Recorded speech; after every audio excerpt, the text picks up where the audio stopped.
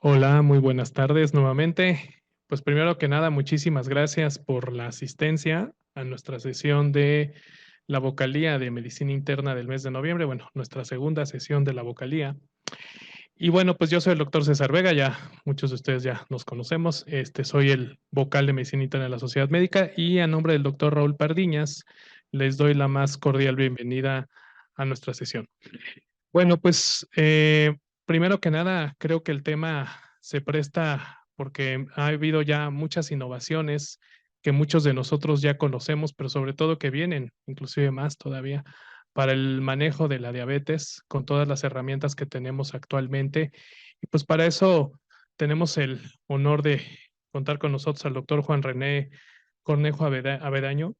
Él es internista y cardiólogo y presidente del Colegio de Cardiología del Norte. Me pidió que lo presentáramos así, pero bueno, su currículum es muy extenso, mucha experiencia en este tema y creo que nos va a servir bastante para seguirnos cultivando en estas innovaciones de tratamiento de diabetes. Doctor, te dejo el micrófono. Gracias. Muchas gracias, doctor Vega. Bueno, pues siempre es un honor compartir el foro con médicos, especialistas, colegas, amigos, que, bueno, pues nos permiten compartir experiencia y aprender y recapitular un poquito más de las cosas nuevas que vienen y que ya están aquí y que ya están justamente cambiando el panorama como hacemos la medicina actualmente. Para empezar, quiero empezar con un tipo de interacción. No sé si ya han usado esta plataforma, es una plataforma que se llama Kahoot, para romper un poquito el hielo y empezar a activar las neuronas en este tema. El que quiera participar puede entrar a la página de kahoot.it y meter el pin de juego o puede hacerlo a través del código QR y esperamos a ver si alguien quiere participar y hacer esto un poquito más interactivo. Eh, Vamos ahorita ya a empezar el juego y vamos a empezar con algunas preguntas.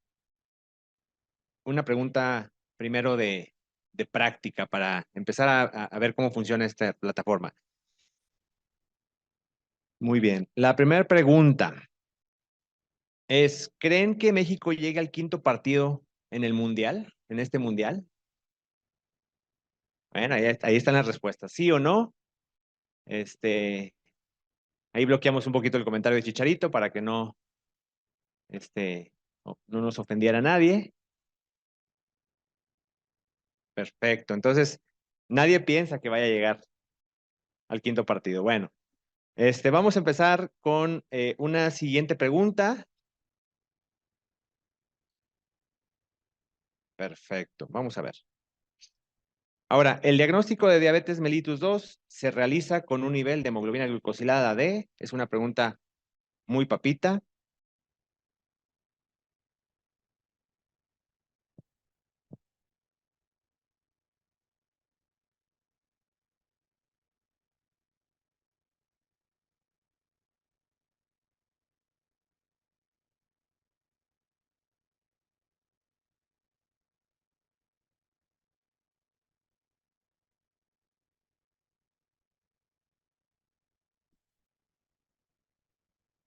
Vamos a esperar a que termine el tiempo y ahorita continuamos.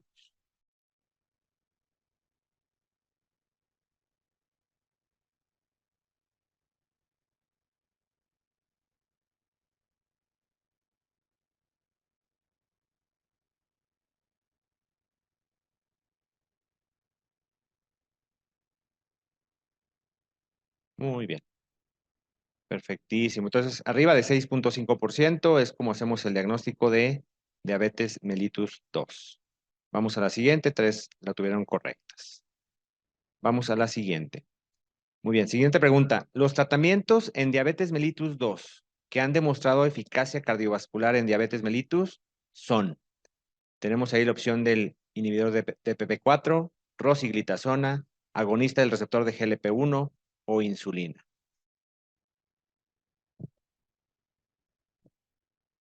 Muy bien, agonista del receptor GLP-1 es el que tuvo más respuestas. Perfecto, y es la respuesta correcta. Muy bien, de esas opciones. Perfecto. Porcentaje de personas con diabetes mellitus tipo 2 que tienen una enfermedad cardiovascular. 35%, 55%, 25% o 70%. Muy bien, el 35% es la opción correcta. Y ahorita lo vamos a ir revisando en la plática, pero muy variadas las respuestas. Muy bien, vamos a la siguiente. Número de personas con diabetes en el mundo. Alrededor de 500 millones, alrededor de 200 millones, alrededor de 100 millones o alrededor de 700 millones. ¿Cuántas personas con diabetes en el mundo tenemos actualmente?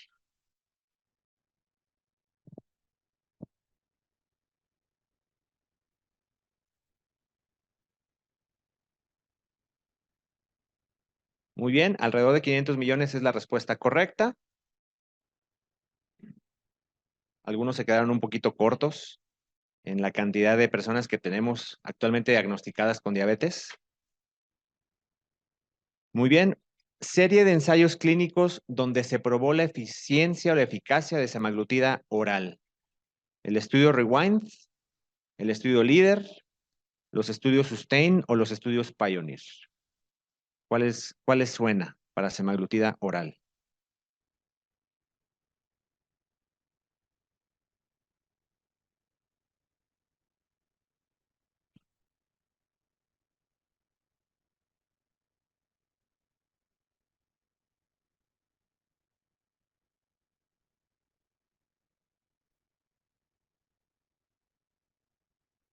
Muy bien, los estudios Pioneer, la respuesta correcta y la que tuvo la mayor parte de la gente. Muy bien. Y vamos a una última pregunta que es de pilón. ¿La selección mexicana ganará su juego contra Argentina? ¿Qué dicen? ¿Sí?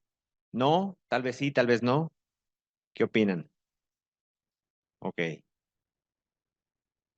perfecto. ¿Qué pasó? Vamos a ver qué tal nos va. Pero bueno, perfecto. Aquí está el podio, ¿no? De la gente que contestó de forma correcta o el que tuvo más puntaje, digamos. Perfectísimo. Es C, ¿no? El primer lugar. Muy bien. Entonces, ahora sí, vamos a seguir con esta presentación. Espero contestar un poquito de las preguntas que pusimos ahorita en la interacción. Y vamos a hablar específicamente sobre el abordaje multifactorial en diabetes. Vamos a hacer un poquito de enfoque hacia los tratamientos nuevos orales que nos permiten avanzar en este tratamiento, ¿no? Este es mi conflicto de interés y una declaración de patrocinio. Bueno, esta actividad está patrocinada por Novo Nordisk y agradecemos la plataforma para poder platicar un poquito sobre este tema, ¿no? Vamos a empezar con un caso clínico, que es un caso clínico que habitualmente vemos en la consulta de cardiología, de medicina interna, en medicina incluso de primer contacto se llega a ver frecuentemente. Luis es un paciente de 62 años de edad. Llega por descontrol glucémico y además, pues él ya se conoce con un infarto hace un año. Tiene antecedentes en la familia de diabetes e hipertensión por papá y por mamá. Es fumador, 5 cigarrillos por semana. Y además, tiene diabetes ya conocida desde hace 5 años, toma solamente metformina de forma intermitente. Es conocido con cardiopatía isquémica por este infarto agudo que tuvo hace un año, pero no tiene ningún tratamiento. Probablemente tenga hipertensión porque le han dicho que tiene hipertensión, pero no lleva ningún tratamiento. Y dislipidemia, al menos porque le han recetado en algún momento pravastatina y besafibrato, pero no las está tomando. Tiene una historia de esteatosis hepática. A la exploración en ese momento en el consultorio, 170-100 de presión, frecuencia cardíaca 84, su peso en 115, con un índice de masa corporal de 35, con adiposidad evidente, aunque no tengamos una composición corporal. Los laboratorios de la consulta siguiente, creatinina 1.0, una tasa de filtración glomerular de 107 mililitros minuto, una hemoglobina glucosilada de 9.2%, con un colesterol total 291, colesterol LDL de 188, colesterol HDL de 33, triglicéridos de 350 y un colesterol no HDL de 258. Y lo más importante cuando vemos este tipo de pacientes es, bueno, vamos a establecer una estrategia de control para este paciente. ¿Qué objetivos queremos controlar en este paciente? Primero, mejorar sus hábitos saludables, porque de entrada sabemos que es parte pivote del tratamiento, pero también necesitamos controlar su glucosa, necesitamos controlar sus niveles de presión arterial, controlar sus niveles de colesterol y triglicéridos, de dislipidemia. Queremos disminuir el riesgo de que presente un nuevo infarto, porque es un paciente que ya tiene enfermedad coronaria conocida, y también disminuir los riesgos de presentar otros eventos vasculares y renales, porque, bueno, es diabético y además, claro que eso siempre va a favorecer el riesgo de complicaciones macro y microvasculares. Y vamos a revisar la agenda de hoy, que, bueno, vamos a enfocarnos un poquito en cada uno de estos temas para poder resolver el caso de Luis y ver la perspectiva nueva del tratamiento de la diabetes, ¿no? Vamos a ponernos en contexto. ¿Por qué estamos aquí hoy? O sea, a fin de cuentas, creo que tenemos una problemática que no ha sido resuelta. Y la problemática es que tenemos mucha gente con diagnóstico de diabetes y esto no está mejorando. En 1974, la estimación era que había 50 personas con 50 millones de pacientes con diabetes. Al momento 2021, que fue cuando se hizo este atlas de diabetes, 537 millones. Y se estima que para 2045 haya 783 personas con diabetes. En todos los países y en todos los continentes esto está aumentando y claro que se está volviendo un problema porque justamente tiene muchas complicaciones y claro que una gran probabilidad de fallecer por este motivo. Además, en todo el mundo hay una gran proporción de gente que no se diagnostica con diabetes, o sea, no está diagnosticada, vive con diabetes y no está diagnosticada. Y en México, al menos se dice que un 45 a 54% de la gente que vive con diabetes no está diagnosticada. Entonces, claro que podemos tener un subdiagnóstico en toda esta problemática que vemos a nivel del mundo, ¿no? Ahora, ¿qué incluye la enfermedad en diabetes y qué compromete, ¿no? A nivel cardiovascular. Conocemos las complicaciones macrovasculares, ¿no? La enfermedad coronaria, la cardiopatía isquémica, muerte cardiovascular, insuficiencia cardíaca, eventos cerebrales hemorrágicos, enfermedad arterial periférica, o sea, realmente tiene alteración de todos los vasos en macro, pero también tenemos complicaciones microvasculares que alteran la mortalidad del paciente que tiene diabetes. Es cómo interactúan los factores de riesgo, esto ya lo sabemos, ¿no? Realmente entre el sobrepeso y la obesidad que generan resistencia a la insulina y esta resistencia a la insulina que lleva al descontrol de lípidos, de presión arterial, de la misma glucosa. Claro que a veces hay pacientes que tienen factores adicionales como tabaquismo, sedentarismo, una dieta no saludable. Eh, Todo esto en general lleva inflamación y hipercoagulabilidad. No quitemos la genética de por medio, la edad, a fin de cuentas, el género que también acompaña a algunos pacientes en este sentido. Bueno, todo esto va encaminado a que se aumente el riesgo cardiometabólico y por lo tanto el riesgo de presentar una enfermedad cardiovascular en la diabetes. Ahora, normalmente cuando hacemos un diagnóstico de diabetes, vemos al paciente literalmente, bueno, con glucosas altas y con hemoglobina glucosilada alta, ¿no? Y eso es lo que está pasando en su fusión de células beta, en la resistencia a la insulina, y lo que estamos viendo de forma rápida, pues son los valores de glucosa. Pero en el fondo, este paciente ya tiene complicaciones microvasculares desde hace algún tiempo y seguramente complicaciones macrovasculares también. A veces nos tenemos que enfocar hacia la parte inicial, ¿no? O sea, 5 años antes se dice que antes del diagnóstico, 5 años antes, tenemos que enfocar hacia antes de que el paciente desarrolle la diabetes, digamos en ese punto de la prediabetes, pero la verdad es que tendríamos que ver más atrás. O sea, y justamente no desde el inicio de la prediabetes, sino incluso desde la corrección del factor de riesgo que lleva a ese paciente a diabetes. Este es el continuo de la enfermedad cardiovascular.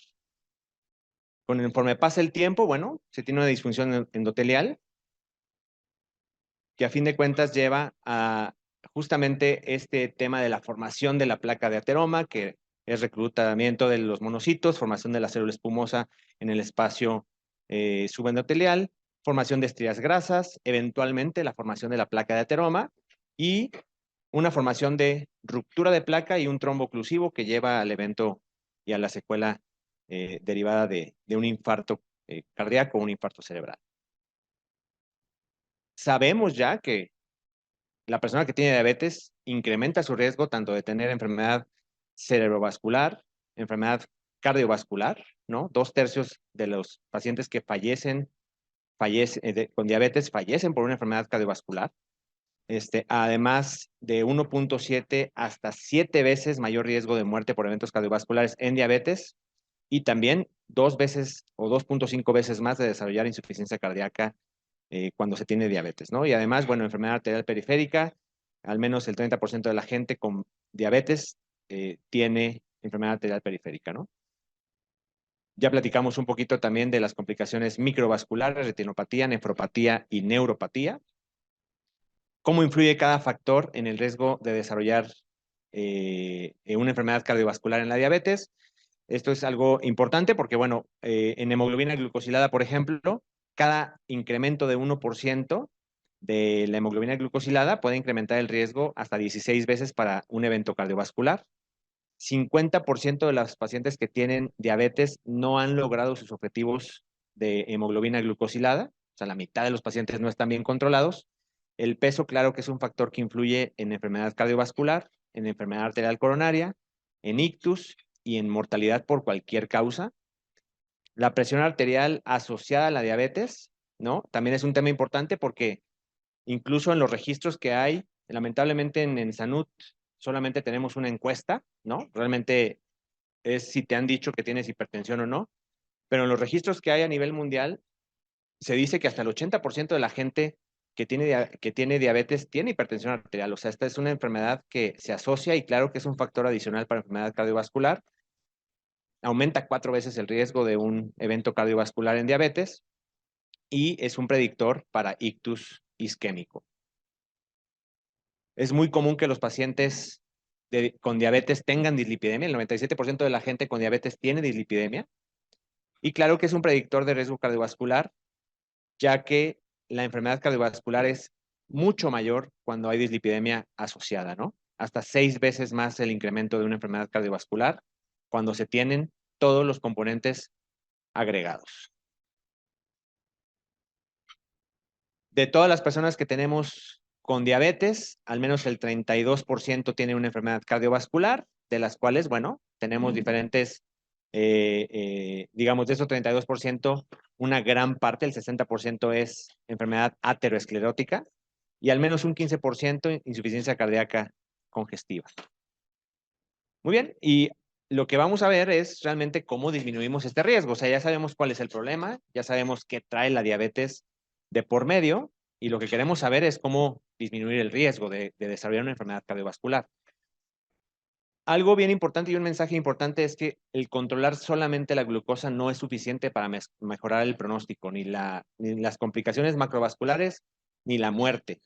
Y varios estudios lo demuestran así, ¿no? Desde el UKPDS, el ACORD, donde incluso la mortalidad aumentó cuando llevábamos las glucosas demasiado bajas de forma intensa, el ADVANCE y el BADT, que a fin de cuentas no mejoran la mortalidad ni a corto ni a largo plazo. Y tampoco las complicaciones cardiovasculares macrovasculares, ¿no? Entonces, creo que justamente el control de la glucosa solamente no es un punto único en el que nos tengamos que enfocar. Hay algunos estudios como el Steno 2, donde hay intervenciones multifactoriales, ¿no? Donde se controla la hiperglicemia, la hipertensión, la dislipidemia, la microalbuminuria, y que claro que nos ayudan a ver que una terapia intensiva controlando todas las partes, bueno, eso sí lleva a mejores o a disminución de la incidencia de eventos cardiovasculares o a la muerte por cualquier causa. Entonces, aquí el mensaje es que debemos de combinar el control no nada más con una sola cosa, sino que de forma multifactorial. Hay algunos estudios, y específicamente este estudio CAPTURE, que nos ayuda muy bien a entender justamente esta problemática de la diabetes y la enfermedad cardiovascular. Aquí dentro de estos 13 países se intentó en este estudio tener a los 5 continentes demostrados en 13 países. Y México fue uno de ellos. En Latinoamérica se incluyó a Argentina, a Brasil y a México. Y lo que nos ayudó a entender este estudio fue que, bueno, qué tanta prevalencia realmente tiene en nuestra población. Se sabe que el 36.9% a través de este estudio tiene una enfermedad cardiovascular establecida en las personas que viven con diabetes en México. Enfermedad aterosclerótica, el 30%. Pacientes que tienen alto riesgo, que no tienen una enfermedad cardiovascular establecida, pero que tienen alto riesgo de desarrollar una enfermedad, el 14%. Y lamentablemente, y este estudio está enfocado justamente en saber cuántas personas tienen enfermedad cardiovascular, pero también cómo se están manejando, cómo se están tratando. Desafortunadamente, solamente el 16% se están tratando con medicamentos que ya tienen un beneficio cardiovascular comprobado. A nivel del mundo, esto es el 22%. O sea, a fin de cuentas, creo que cojeamos del mismo pie en todo el mundo, ¿no? Está, se había trabado un poquito. Ok. Estos son los agentes que se determinaron en el estudio Capture, ¿no? Todos los agentes que se usan o las terapias farmacológicas que se usan para tratar la diabetes en el mundo, principalmente biguanidas, y de ahí se saltan a la insulina. Importante ver que hay pacientes, digamos, en general, digamos, de personas que ya tienen enfermedad cardiovascular y las que no tienen una enfermedad cardiovascular, pero tienen el alto riesgo de desarrollarla. Cómo uno esperaría que realmente la persona que tiene enfermedad cardiovascular, pues al menos tuviera un poquito más de tratamiento sobre los fármacos que tienen un beneficio comprobado. Sin embargo, a veces los pacientes que tienen más tratamiento son aquellos que están en alto riesgo. Biguanidas, insulinas, inhibidores de PP4, sulfonilureas y ISGLT2 y agonistas del receptor GLP-1 son de los índices que tienen un poquito bajos, 16, 10% de uso. Aquí tenemos esta parte de la gráfica donde, bueno, te dice qué tanto se está usando específicamente agonistas del receptor GLP-1 o inhibidores SGLT2 en diferentes poblaciones y no sobrepasa de ese 20%. Y algo que siempre me gusta tocar dentro de cuando hablamos de este tipo de medicamentos es, bueno, ¿y por qué?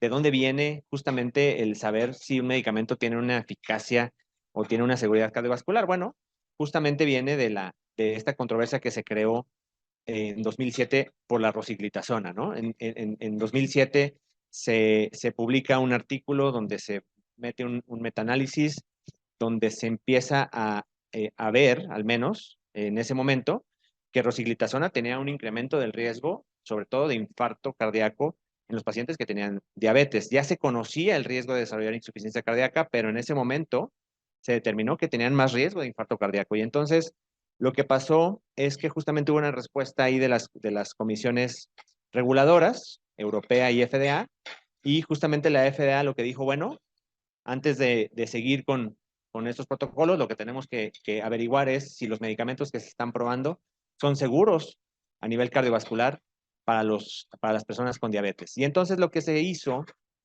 fue generar estudios no solamente de eficacia, donde hay un comparador activo, placebo o comparador activo, un medicamento, digamos, que ya estaba en ese momento en uso, sino que se hacen estudios de seguridad. Y justamente el estudio de seguridad, que son los estudios que empezamos a ver justamente con estos nuevos medicamentos, son comparadores contra placebo. Y lo que se busca es ver que no sean inferiores. Es decir, que el placebo sea prácticamente igual de seguro que un medicamento.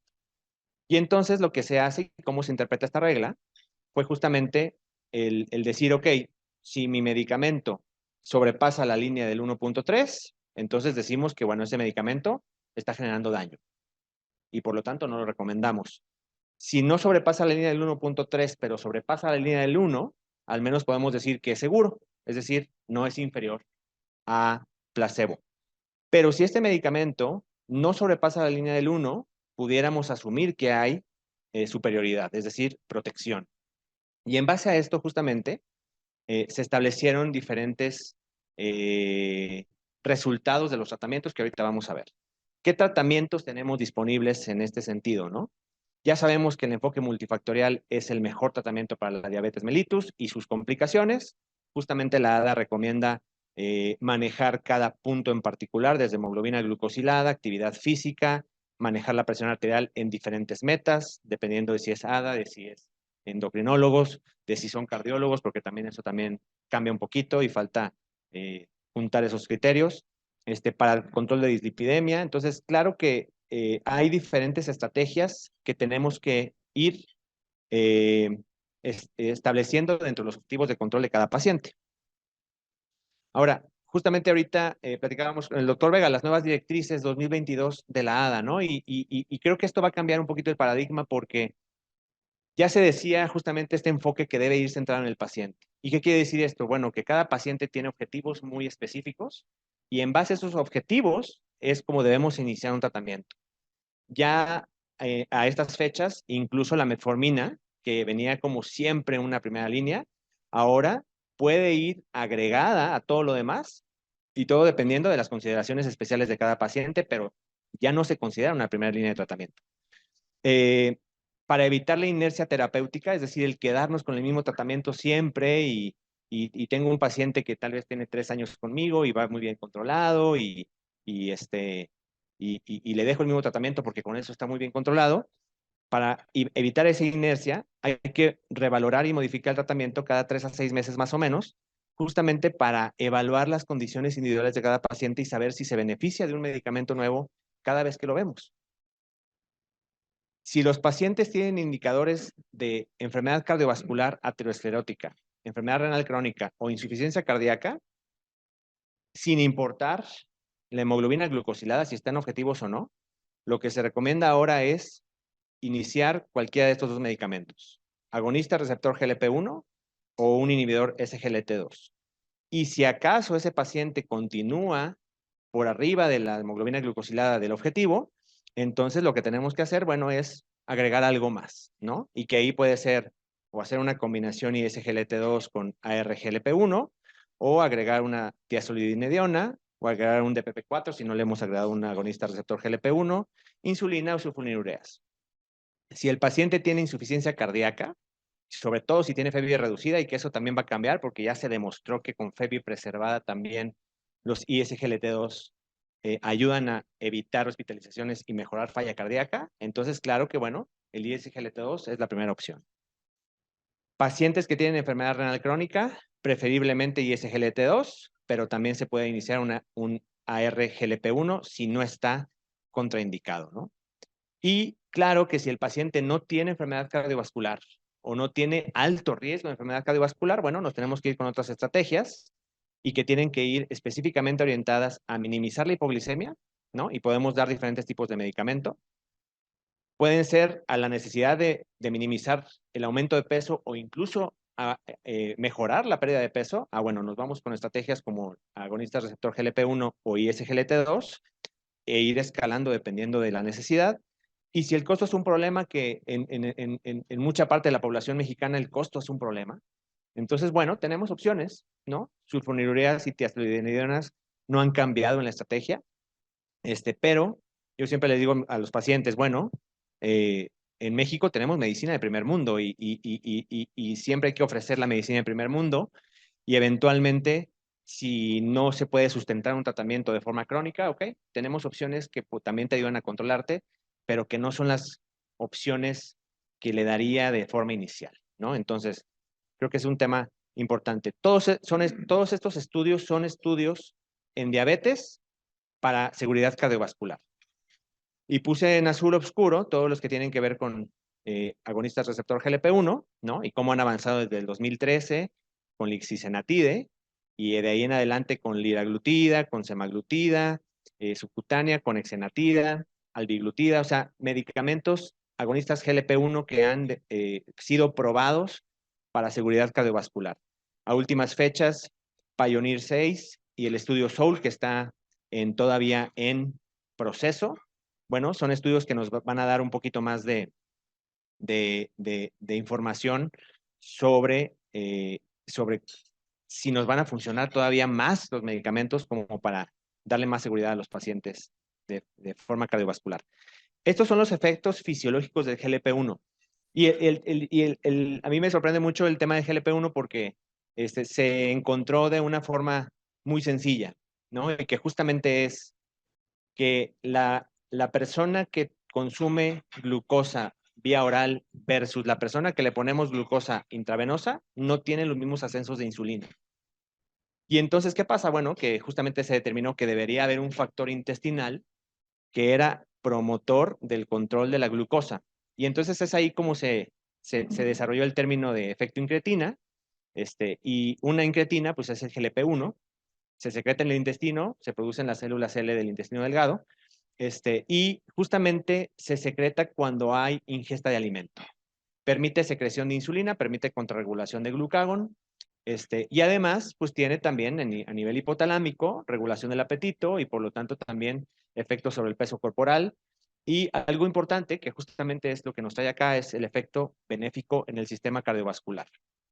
Tiene muchos efectos a nivel corporal el GLP-1, tanto a nivel cardíaco, a nivel vascular, ¿no?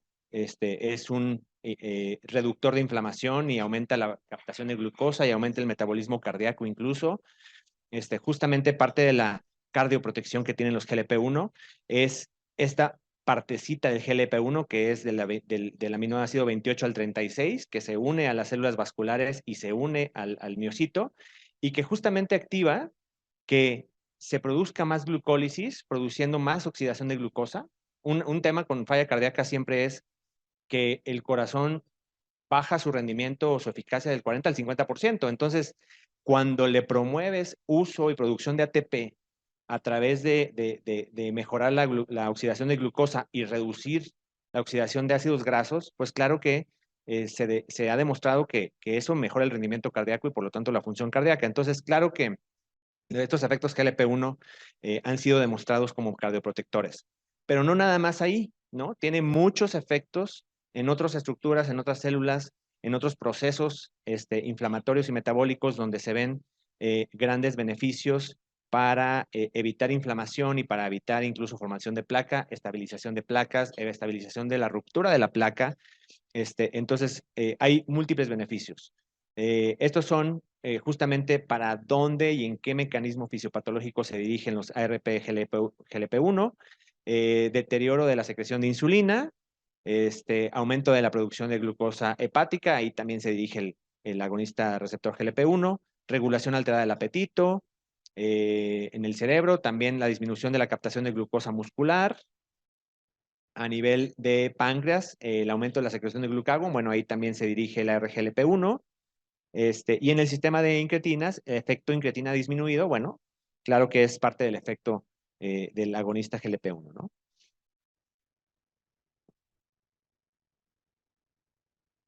Muy bien. Todos estos son mecanismos por los cuales los agonistas receptor GLP-1 no solamente controlan la glicemia, sino que tienen todo este círculo de efectos en diferentes niveles. Y justamente uno de los principales medicamentos del que venimos a platicar hoy, que es semaglutida, justamente es un análogo de GLP-1 humano. Está muy cerquita de la composición molecular del GLP-1 humano, es alrededor de un 94% de similitud, y el primer diseño fue un diseño incluso subcutáneo, que se aplica de forma semanal, y eventualmente se pudo hacer un diseño también a la forma oral, que tiene sus beneficios para cierto tipo de pacientes, ¿no? Y ya vimos cómo tiene mejoría de múltiples factores por todos los niveles donde puede actuar el GLP-1, ¿no? Y ahora sí, vamos a la evidencia, ¿no? Esta es la evidencia y estos son los estudios que se han probado, ¿no? Y este estudio de semaglutida subcutánea es el SUSTAIN 6, que es donde se empezó a ver justamente el efecto de semaglutida en los beneficios cardiovasculares en pacientes tipo 2. En este tipo de estudio se incluyeron pacientes por arriba de los 50 años con enfermedad cardiovascular establecida o arriba de 60 que tuvieran un factor de riesgo adicional, que tuvieran hemoglobina glucosilada arriba de 7, o sea, un descontrol incluso no tan importante, y que ya tuvieran algún tratamiento con antidiabéticos orales, ¿no? Y justamente se asignó aleatoriamente 4 grupos, semaglutida de 1 miligramo, de 0.5 y 2 placebos, y se llevó un seguimiento un poquito largo plazo. De hecho, en este estudio se dio un seguimiento por tiempo, ¿no? A diferencia de la semaglutida oral, que se dio un seguimiento, que ahorita lo vamos a ver, por eventos. Entonces, también por eso cambia un poquito la estrategia de análisis. Este es el paciente Sustain 6, ¿no? Ese es el paciente que es el mejor candidato a recibir este tipo de terapias, ¿no? Hombre o mujer, diabético, que tenga arriba de 7 de hemoglobina glucosilada y que tiene un riesgo cardiovascular alto o que ya tiene una enfermedad cardiovascular o enfermedad renal crónica ya establecida, ¿no? Estas son las características basales promedio, ¿no?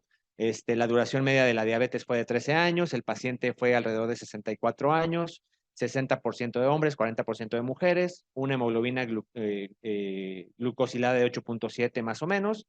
De estos, el 83% de la gente tenía ya una enfermedad cardiovascular y el 17% solamente tenía factores de riesgo cardiovasculares que los ponían en alto riesgo, ¿no? Estas son las características de esta población.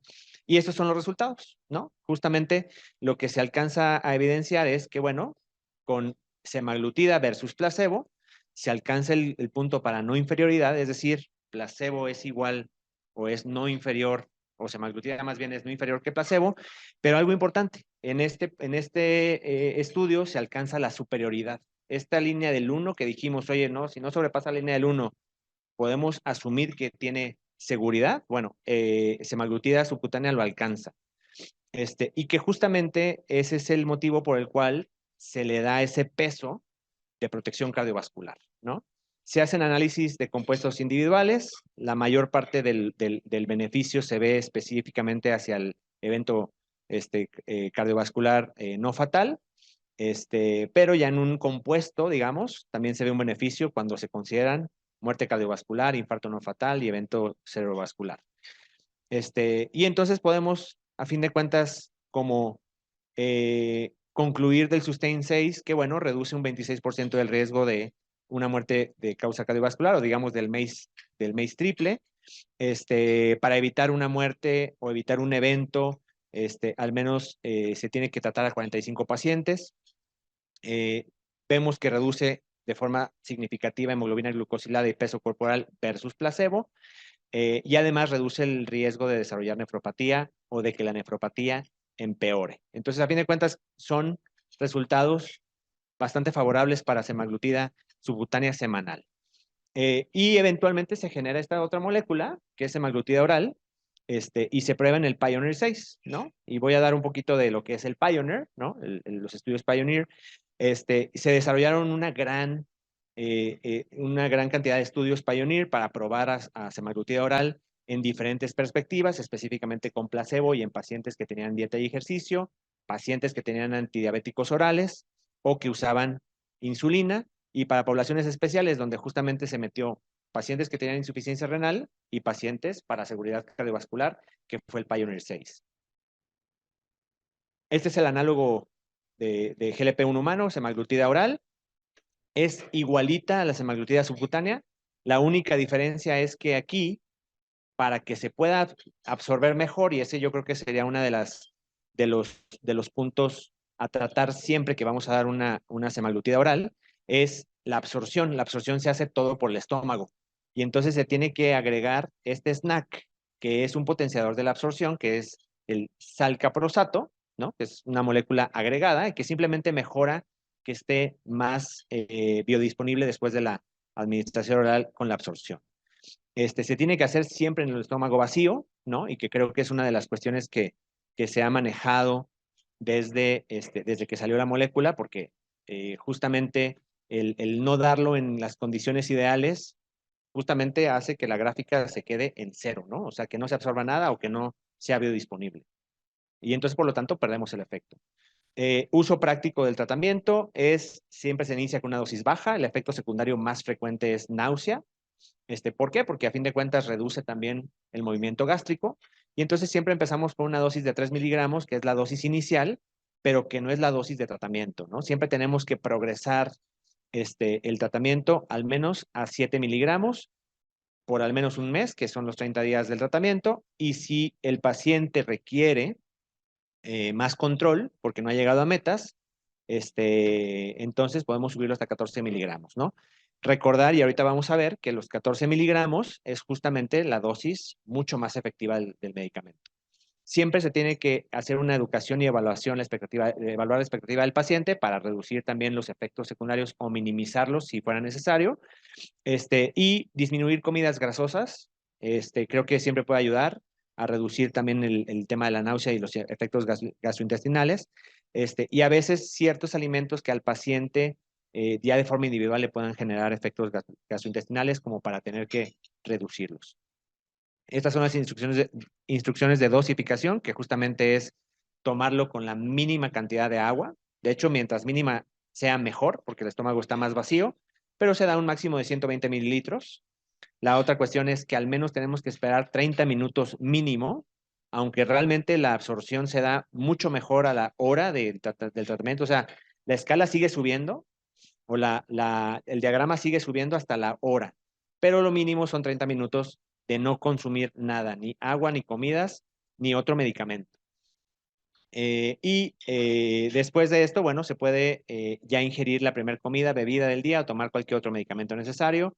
Siempre se pone, oye, y los medicamentos que necesitan también ayuno, como los inhibidores de la bomba de protones, los IBPs, como omeprazol o levotiroxina. Bueno, lo que se propone es que este sea el medicamento inicial, siempre del día, y 30 minutos después poder iniciar con omeprazol o cualquier IBP, o incluso una propuesta que se hizo con levotiroxina para no meter ahí también interacción de absorción, es cambiar la dosis de levotiroxina a la noche, 3 horas después de la cena.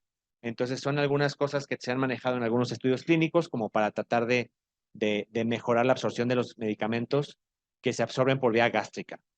Estos son resultados, grandes rasgos, de semaglutida oral en los diferentes estudios Pioneer, mejoría de los niveles de hemoglobina glucosilada, tanto como monoterapia, y les comentaba, la dosis de 14 miligramos es la mejor dosis, o sea, es donde se ve el mejor efecto de la semaglutida oral. Habrá pacientes que con 7 miligramos tengan el control que buscamos, y entonces, bueno, los dejamos en 7, pero 14 siempre va a ayudar un poquito más a mejorar hemoglobina glucosilada. Y el cambio en el peso corporal, que es uno de los temas muy importantes de semaglutida oral.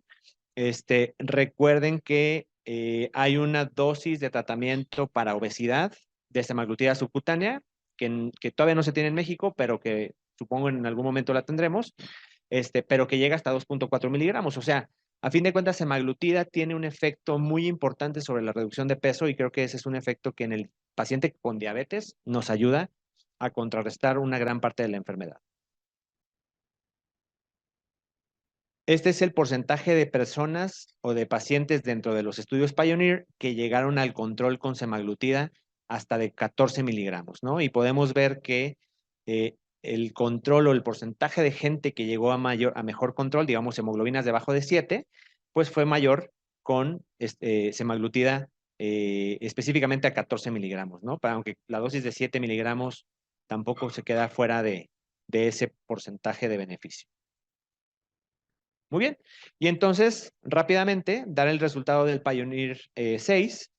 Justamente este estudio se hizo con 3,000 pacientes, se enrolaron a mitad, digamos, aleatorizados, y se le asignó a una mitad de los pacientes 14 miligramos de semaglutida oral más el tratamiento estándar, y a la otra mitad el placebo más el estándar de atención.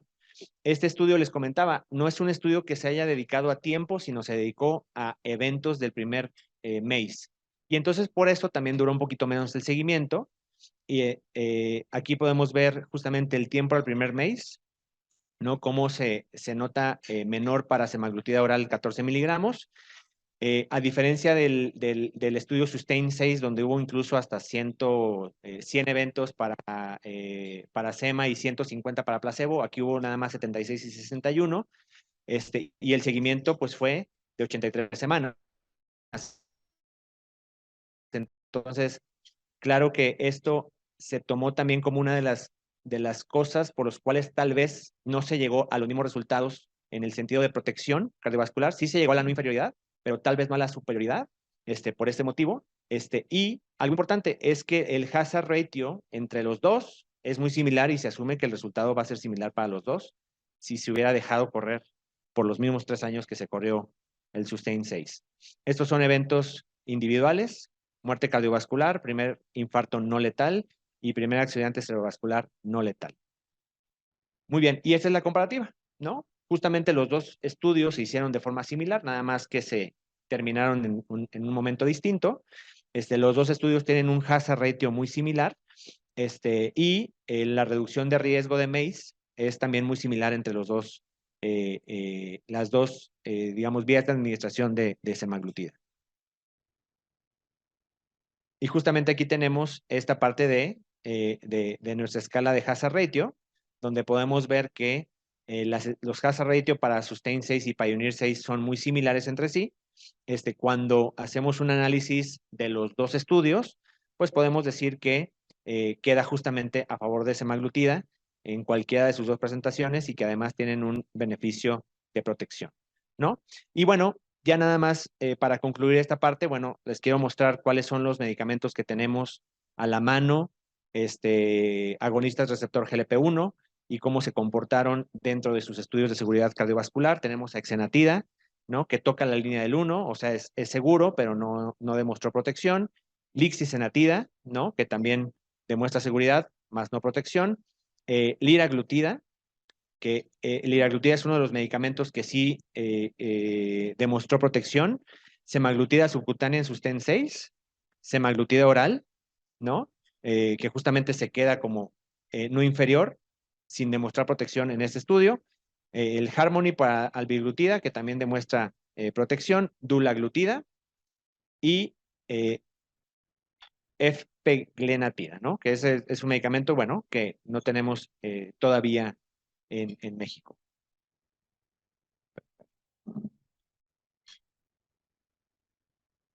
Perfecto. Y ahora sí, ya para terminar, vamos a llevar esto a la práctica. ¿Cómo realmente abordar a los pacientes que tenemos con esta información, ¿no? Entonces sacamos otra vez el caso de Luis y lo que yo les quiero mostrar, ya vimos los objetivos que tenemos para este paciente y lo que yo les quiero mostrar es lo que normalmente hago en la práctica, aparte de, bueno, de establecer una estrategia de control.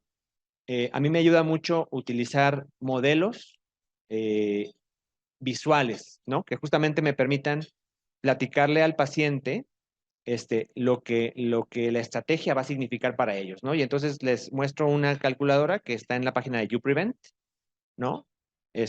Ahí está la página. En YouPrevent vienen bastantes herramientas que no nada más nos ayudan al tema de calcular riesgo en diabetes, sino que podemos ver para enfermedades cardiovasculares previas, estimar el riesgo a 10 años, estimar el riesgo de vida para diabetes o incluso para prevención primaria, ¿no? Entonces vienen varias escalas. Ahorita vamos a usar el Dial Model, que es un modelo que se publicó en 2019 y que lo sacaron de una población sueca, alrededor de 40,000 pacientes, pero que nos ayuda justamente a establecer con los datos de Luis cómo cada estrategia va a cambiar su riesgo cardiovascular. Y eso para los pacientes me parece que es de mucha ayuda, porque a fin de cuentas a veces la prevención se queda un poquito intangible, ¿no? A veces cuando damos un medicamento y dices, oye, pues te lo estoy dando, pero tal vez ya te controlé tu presión, ya te controlé tu dislipidemia, ya llevé tus cifras de diabetes a control. ¿Cuál es el impacto que vas a tener sobre el reducir el riesgo cardiovascular, ¿no? Y entonces ahorita estamos metiendo todos los datos de Luis, y ahorita vamos a ver justamente el resultado, ¿no? Y entonces, bueno, vale la pena siempre explorar las herramientas que tenemos para saber qué datos necesitamos y podérselos solicitar al paciente para poder tener todos los datos específicos una vez que queramos hacer el cálculo, ¿no? Ya estamos en la parte de tratamientos. Ahorita le estoy poniendo pues que realmente Luis no llegó con ningún tratamiento y entonces realmente se va a ver muy beneficiado de iniciarle cualquier cosa, ¿no? Y ahorita vamos a ver eso. Entonces, ahí estamos viendo el resultado del cálculo de Luis, ¿no? Justamente lo que nos dice es que empezando a los 62 años, este paciente tiene una expectativa de tener un 50% libre de enfermedad hasta los 77, es decir, que ahí está su 50%, o su media, digamos. Y lo que queremos ver es cómo va a modificar esto con cada una de las estrategias que le vamos a dar, ¿no? Podemos ver su riesgo a 10 años, su riesgo es alto, ¿no? 28% para presentar un evento cardiovascular. Recuerden que este paciente ya tuvo un infarto. Y ese es el riesgo de vida, o sea, tiene el 71% de desarrollar un evento en el restante de su vida, ¿no? Ya sea infarto de miocardio, ictus o muerte cardiovascular. Y entonces, bueno, claro que el paciente recuerden que fuma y entonces el reducir el tabaco o suspenderlo al 100%, pues claro que le va a reducir un porcentaje de su riesgo cardiovascular.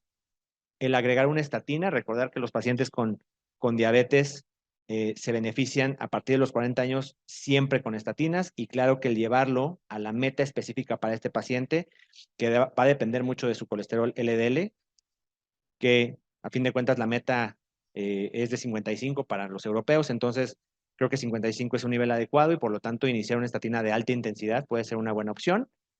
Este paciente habrá que valorar si se beneficia o no de darle ezetimiba agregada, ¿no? Porque además adicionalmente puede reducir su riesgo, ya llevamos 19.4% menos de lo que ya tenía. Además, bueno, este paciente, controlar su presión para una meta, claro, siempre nos gustaría tener metas más bajas porque las metas más bajas reducen el riesgo cardiovascular más, pero a fin de cuentas sí se ha demostrado que el meter presiones más bajas aumenta el efecto secundario del tratamiento antihipertensivo, entonces creo que para él mantener un 120-70, 130-85 sea una buena idea. Ahí llevamos un 25% de reducción de su riesgo.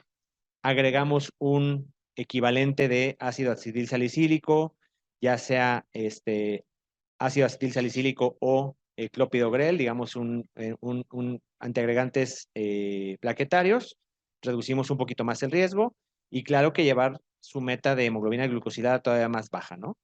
Llevamos ahí un 26% del riesgo, o sea, de los 28% que tenía el paciente de riesgo como residual calculado o estimado, pues ya es un 2%. Estableciendo una estrategia de control integral, ¿no? Además, si agregamos un GLP-1 o un agonista del receptor GLP-1 o un ISGLT2, pues claro que ese riesgo disminuye un poco más, ¿no?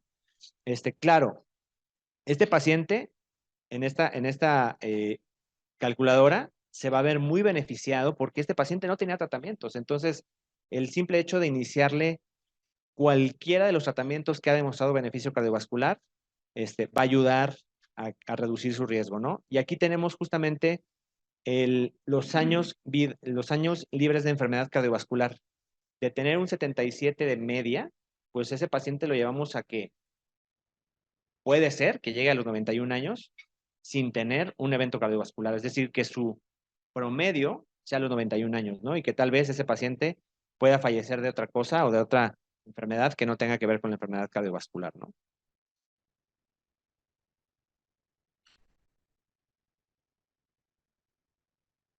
Perfecto. Muy bien, ya para terminar, vimos que la semaglutida oral mejora hemoglobina glucosilada versus placebo y otros medicamentos, mejora la pérdida de peso versus placebo y otros medicamentos, tiene un buen perfil de tolerabilidad y seguridad, y los eventos adversos que siempre hay que revisar, y por eso empezamos el tratamiento muy lentamente, es náusea de leve a moderada.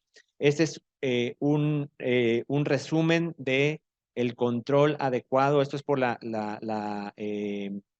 Sociedad de Endocrinología de Canadá, donde se dice, bueno, cómo debemos de cuidar al paciente con diabetes, desde el A, que es control óptimo de hemoglobina glucosilada, el B es el control óptimo de la presión arterial, el C, colesterol LDL debajo de 70, o reducir más del 50 de su basal, drogas para proteger al corazón, que aquí tenemos todos los medicamentos que han demostrado seguridad cardiovascular en diabetes, ejercicio y healthy eating, ¿no? Comida saludable, eh, evaluar las complicaciones en cada visita, el suspender el tabaco y el autocuidado, ¿no? O sea, a fin de cuentas, una parte importante es empoderar al paciente en su automonitoreo y en su autocuidado. Perfecto. Y sin más, agradezco mucho la atención a la presentación y pues me quedo aquí para la discusión y las dudas que podamos tener. Muchas gracias.